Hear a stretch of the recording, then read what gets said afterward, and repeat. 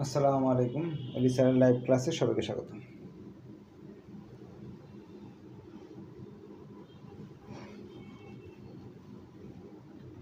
আজ আমরা লেকচার শিটের প্রবলেম 3 অর্থাৎ 3 নম্বর অঙ্কটা করব। এনইউ 2017 সাল। এটা হলো বিশাল এনইউ 2017 বিশাল।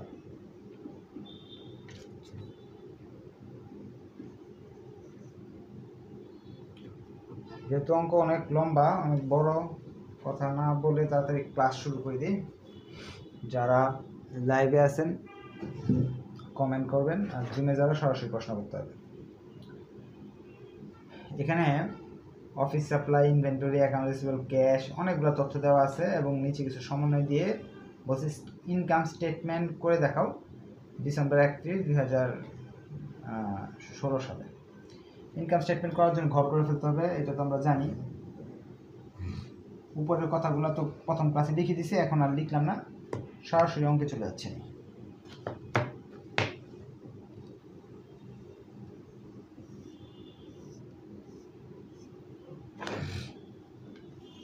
টাকার ঘর 3টাও করতে পারবেন, 2টাও করতে পারবেন, আপনার ইচ্ছা। অ্যাকাউন্ট টাইটেল টাকা। প্রথমে সেলস খুঁজে বের করতে হবে। আমাদের সেলস প্রশ্নে দেওয়া আছে, এখানে টাইটেল দিতে পারেন রেভিনিউ।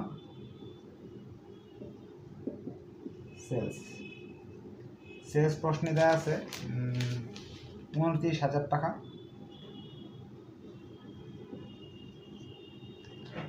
আর রিটার্ন ডিসকাউন্ট কিছু থাকলে বাদ দিতে হবে, রিটার্ন ডিসকাউন্ট নাই। আমরা চলে যাচ্ছি।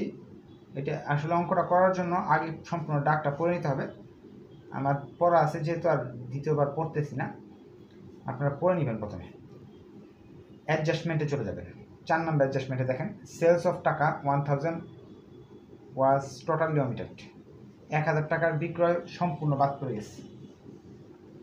যেগুলো বাদ পড়ে যাবে সেগুলো কী করতে হবে? যোগ করতে হবে। Omitted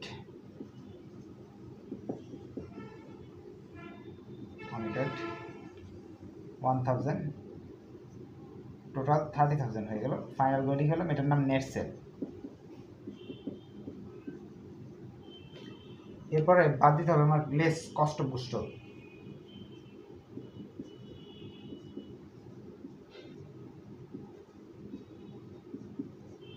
cost of goods sold বের করার জন্য 4টা জিনিস খুঁজতে হয় আমাদের। ফার্স্টে ওপেনিং ইনভেন্টরি, প্রশ্নে দেওয়া আছে ওপেনিং ইনভেন্টরি, ছকে দেওয়া আছে 5,720 টাকা। এর সঙ্গে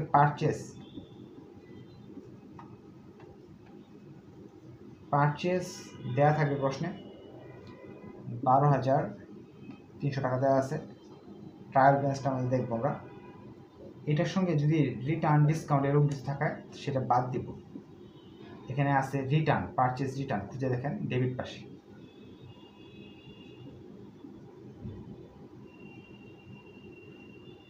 রিটার্ন দেওয়া আছে হলো 600 টাকা, নিচের দিকে আছে 600 টাকা পারচেস রিটার্ন, পারচেসের নিচে। বাদ দেওয়ার পরে যে টাকাটা থাকে সেটা আমরা লিখে ফেললাম 11,700। 2টা জিনিস হয়ে গেল। 3 নাম্বার জিনিস, পারচেস রিলেটেড এক্সপেন্সগুলো আসবে, যেমন ক্রয় পরিবহন, মজুরি, এরকম টাইপের আর কি। ইংলিশে বলে ট্রান্সপোর্টেশন ইন, ফ্রেইট ইন, তারপরে হলো আপনার ওয়েজেস, এইগুলো আসবে। তাহলে এখানে ট্রান্সপোর্টেশন ইন দেওয়া আছে, মানে পরিবহন খরচ, ক্রয় পরিবহন।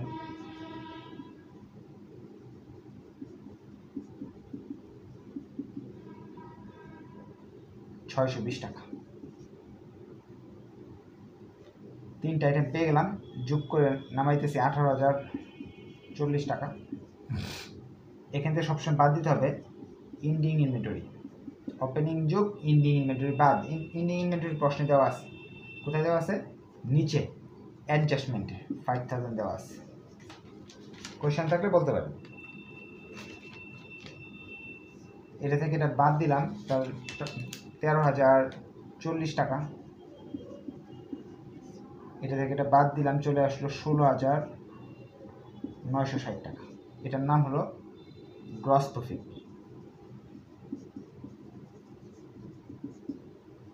গ্রস প্রফিট আমি পেয়ে গেলাম। এখন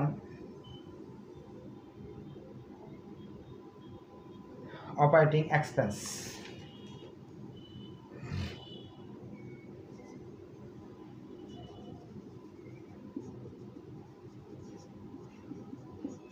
অপারেটিং এক্সপেন্স বাদ দিতে হবে।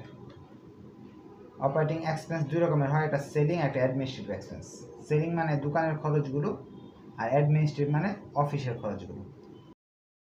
এখানে তো আর আসবে না, আমি এখান থেকে শুরু করতেছি, আপনার স্ক্রিনশট রেখে দেন, আমি উপরেটা মুছে ফেলবো। এখন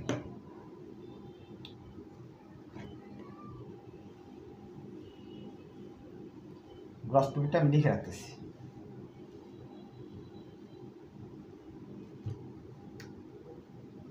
গ্রস প্রফিট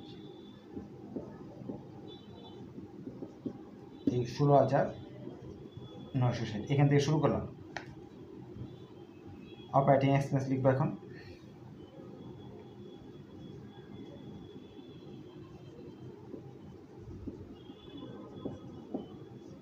অপারেটিং এক্সপেন্স ফার্স্টে সেলিং,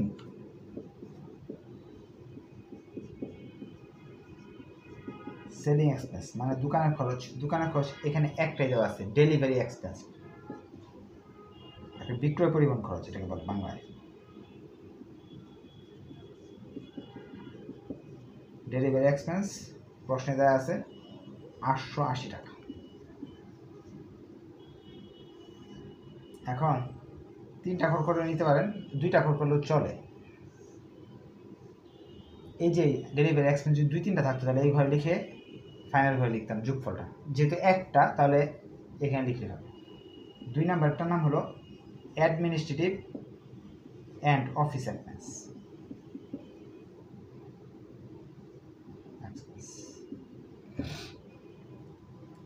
অ্যাডমিনিস্ট্রেটিভ এক্সপেন্সের মাঝে দোকানের যত খরচ আছে, যেমন অফিস সাপ্লাই এক্সপেন্স 1600 টাকা প্রশ্নে দেওয়া আছে।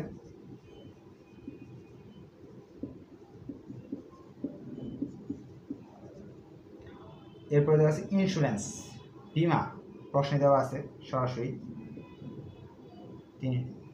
380 টাকা। এরপর আমরা দেখতেছি স্যালারি, স্যালারি সবার নিচে দেখেন 2200 টাকা দেওয়া আছে। আর অ্যাডজাস্টমেন্ট, স্যালারি নিয়ে একটা অ্যাডজাস্টমেন্টও বলে দিচ্ছে তারা, যে অফিস সাপ্লাই এক্সপেন্সটা একটু আমি ব্যাখ্যা করে দিন, আর বুঝবেন না। দেখেন উপরে অফিস সাপ্লাই আছে হলো 2600 টাকা, আর নিচে লেখা আছে অফিস সাপ্লাই অন হ্যান্ড 1000। 2600 টাকার অফিস সাপ্লাই ছিল আপনার কাছে, এখন হাতে আছে কত? 1000। বাকিগুলো কই গেল? ব্যবহার করে ফেলছেন, ব্যবহার করলে এক্সপেন্স হয়ে যায়। আর ইন্স্যুরেন্স একটা সরাসরি দেওয়া আছে যে আপনার 380 টাকা। আর স্যালারি সম্বন্ধে বলা আছে স্যালারি 2200 টাকা আছে। এই 2200 টাকা নিচে আবার বলতেছে স্যালারি আনপেইড, মানে স্যালারি দেওয়া হয়নি 800, তাই 800 যোগ করলাম, হয়ে গেল তো 3000 টাকা স্যালারি। আনপেইড, বকেয়া, আনপেইড, ডিউ এগুলো থাকলে যোগ করতে হবে, প্রিপেইড বিয়োগ করতে হবে।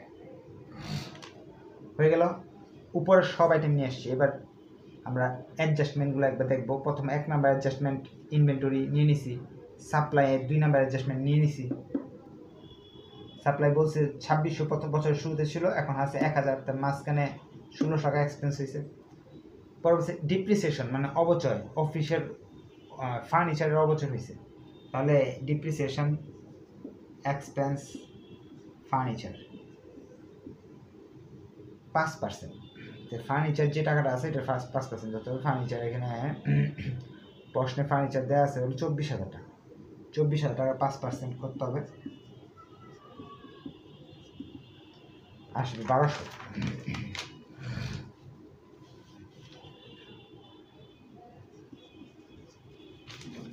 এরপর লাস্টটা তো করে ফেলছি, সেলস ওমিটার এটা করে ফেলছি, স্যালারি আনপেড করে ফেলছি। এখন সবগুলো যোগ করে ফাইনাল করে লিখে ফেলবো।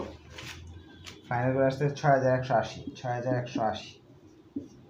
টোটাল সেলিং এক্সপেন্স 8880 টাকা, টোটাল অ্যাডমিনিস্ট্রেটিভ এক্সপেন্স হচ্ছে 6180। দুইটা যদি যোগ করি তাহলে আমাদের আসতেছে হলো 7060 টাকা। যোগ বিয়োগটা তো মুখে করতেছে, ভুল হইতে পারে, আপনারা নিজেরা করে নেন। বাদ দিলাম উপর থেকে 9900 টাকা থাকতেছে। এটার নাম হলো নেট অপারেটিং ইনকাম, পরিচালন আয়। এখান থেকে আদার এক্সপেন্স বাদ দিতে হবে বা নন অপারেটিং এক্সপেন্স বাদ দিতে হবে। আদার এক্সপেন্স একটাই থাকে সাধারণত, সেটা হলো ঋণের সুদ। আমরা যে ঋণ নিচ্ছি সেই ঋণের সুদ। ঋণ কত টাকা নিচ্ছি আমরা যে প্রশ্ন দেখতেছি।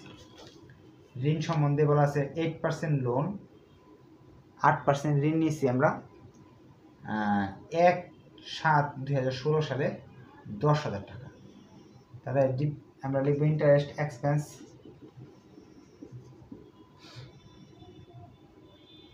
ইন্টারেস্ট এক্সপেন্স লিখে ঋণ আছে আমাদের হলো 10,000, 10,000-এর 8% করবো, আবার 6 মাসে বের করবো। কারণ 1/7 দেওয়া আছে, তার মানে 6 মাসের ঋণের সুদ বের করতে হবে আমাকে। ক্যালকুলেটর চাপলাম, তাহলে আসতেছে হলো 6 মাসে কীভাবে বুঝলাম, 1/7 দেওয়া মানে হলো জুলাইয়ের 1 তারিখে আমরা ঋণ নিছি। তাহলে জুলাইয়ের 1 তারিখে ঋণ নিয়ে থাকি, তাহলে আমাদের বছর শেষ ডিসেম্বর মাসে 6 মাসের হয়, 6 দিয়ে গুণ 12 দিয়ে ভাগ, চলে আসলো 400 টাকা। এটা বাদ দিতে হবে, কারণ অপারেটিং এক্সপেন্স বাদ দিতে হয়, নন অপারেটিং এক্সপেন্স বাদ দিতে হয়। যেটা বেরোলো এটার নাম হলো নেট ইনকাম।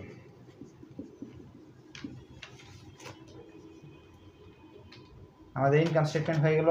এখন করতে হবে আমাদের ব্যালেন্স শিট করতে হবে। তারা বলে দিচ্ছে ব্যালেন্স শিট করে দেখো। ব্যালেন্স শিট করার আগে আমরা ইচ্ছা করলে অনারিভারি স্টেটমেন্টটা করে নিতে পারি, অথবা ব্যালেন্স শিটের ভিতরে করতে পারি। গত ক্লাস এটা স্ক্রিনশট রেখে দেন। গত ক্লাসে আমরা ব্যালেন্স শিটের ভিতরে কীভাবে করতে হয় সেটা আমি ব্যালেন্স শিট ছাড়া আলাদা করলে কী করতে হয় এটা শিখিয়েছিলাম। আজকে ব্যালেন্স শিটের ভিতরে করলে কী করতে হয় এটা শেখাবো। ব্যালেন্স শিটের ভিতরে করতে হলে ব্যালেন্স শিটে ঘর করে ফেলতে হবে। ব্যালেন্স শিটের উপরে যা যা লেখার এগুলো তো শিখিয়ে ফেলছি আগে, আজকে দেখাচ্ছি না। 3টা ঘর করবো টাকার, তাহলে আমাদের সুবিধা। প্রথম লিখবো অ্যাসেটস, প্রথম এইখানে লিখবো কারেন্ট অ্যাসেটস। কারেন্ট অ্যাসেটের মধ্যে ক্যাশ প্রশ্নে দেওয়া আছে 7,860 টাকা। এটার সঙ্গে আমি অফিস সাপ্লাই হাতে আছে, এমনি দেওয়া ছিল 2600, এর মধ্যে হাতে আছে 1,000 না, এই হাতে যেটা আছে সেটা লিখব। এরপরে অ্যাকাউন্ট রিসিভেবল লিখব। অ্যাকাউন্ট রিসিভেবল 24,200 টাকা দেওয়া, 240 টাকা ট্রায়াল ব্যালেন্সে দেওয়া আছে। অ্যাডজাস্টমেন্ট বলতেছে 1,000 টাকার সেল অমিটেড, মানে ভুলে লিখি নাই, তাহলে এটা লিখতে হবে আমাদের, কারণ সেলস বাড়লে অ্যাকাউন্ট রিসিভেবলও বাড়বে, বাকিতে বিক্রি করলে দেনাদার বেড়ে যাবে, এই জন্য এটা এখানে যোগ করতে হবে।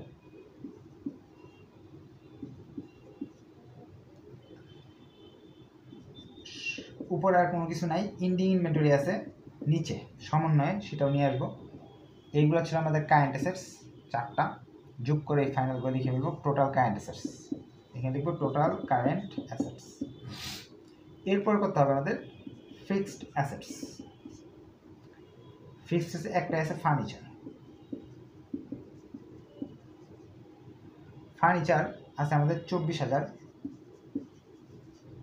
অবচয় আছে ডিপ্রিসিয়েশন কিন্তু 1200 আছে এই বছরের ডিপ্রিসিয়েশন, যেটা আমি ইনকাম স্টেটমেন্ট বের করছিলাম। ট্রায়াল ব্যালেন্স একটা আছে অ্যাকুমুলেটেড ডিপ্রিসিয়েশন, মানে আগের বছরের অবচয়গুলোর জমা, সেটা আমাকে বাদ দিতে হবে ব্যালেন্স শিটে এসে। মোটমাট 2টে বাদ দিব আমরা। অঙ্কগুলা দ্রুত করাচ্ছি, কারণ কি আপনার এই অঙ্কগুলো একটু সময় নিয়ে করলে অনেক সময় লাগবে, অনেক বড় অঙ্ক। তারপরেও যদি কোনো কিছু না বুঝেন তাহলে আমাকে তো সরাসরি প্রশ্ন করার সুযোগ আছে।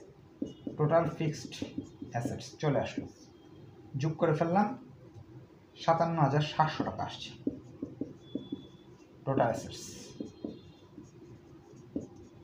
যদি এই টোটাল লাইব্রেরি 57,700 আসে তাহলে আমার অঙ্কটা হয়েছে, আর যদি না আসে তাহলে অঙ্কে ভুল আছে। লাইব্রেরিতে অংশ করতে যাচ্ছি, আপনারা স্ক্রিনশট দিয়ে রেখে দিতে পারেন, অথবা অঙ্ক তো আমার সঙ্গে সঙ্গে করা উচিত আপনাদের, না করলে তো আপনার অঙ্ক বুঝবেন না।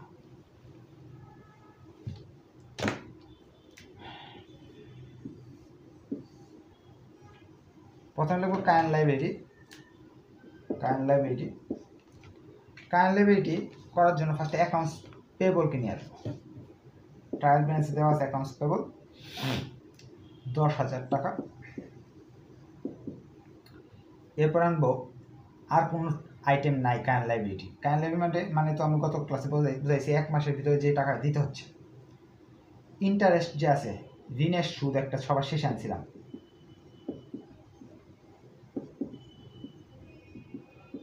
ছয় মাসের ঋণের সুদ দেওয়া হয়নি, সেই 400 টাকা আমাকে নিয়ে আসতে হবে এখানে। কায়েন লাইব্রেরিটি চলে আসলো 10,400 টাকা। এরপর লং টার্ম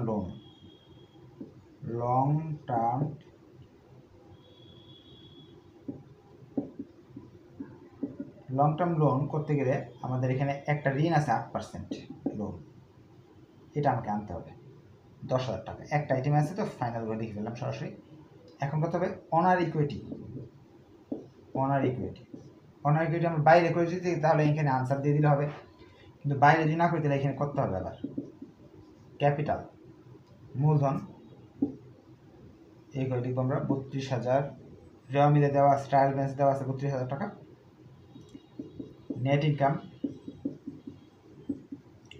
ইনকাম স্টেটমেন্টের শেষে বের করছি আমরা 9,500 টাকা। নেট লস হলে বাদ দিতে হবে, এখান থেকে বাদ দিব ড্রয়িংস 5,000 টাকা, বেরিয়ে আসবে 36,500 টাকা। সবগুলো যোগ করলাম আমরা, চলে আসতেছে 57,700। অঙ্ক মিলে গেছে, তার মানে আমাদের অঙ্কটা হয়েছে total liability and owner equity. আশা করি বুঝতে পারছেন। কোনো আইটেম যদি কোয়েশ্চেন থাকে তাহলে সরাসরি প্রশ্ন করতে পারেন অথবা কমেন্ট করতে পারেন। ধন্যবাদ সবাইকে, আসসালামু আলাইকুম।